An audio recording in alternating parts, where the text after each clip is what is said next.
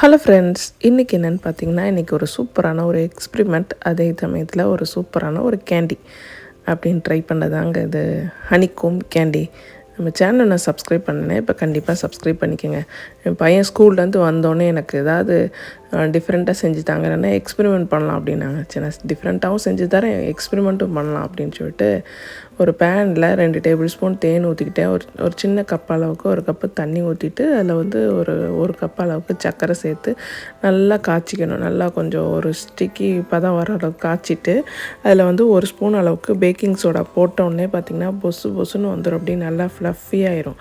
அதை அப்படியே வந்து ஒரு பார்ச்மெண்ட் பேப்பரில் வந்து பட்டர் பேப்பரில் ஊற்றி வச்சேன்னா, நான் ஊற்றி வச்சா அப்படியே வந்துரும்னு பார்த்தா கொஞ்சம் நேரத்தில் செட் ஆகி கிழிச்சு எடுக்கிற மாதிரி ஆயிடுச்சு. ஆனால் ஹனிகோம் கேண்டி சூப்பராக வந்துருச்சுங்க. அப்படியே இந்த கேண்டி வந்து வாயில் போட்டோன்னே மெல்ட் ஆயிடுச்சு. கிட்ஸ் கூட ட்ரை பண்ணி பாருங்கள், ரொம்ப சூப்பராக இருக்கும்.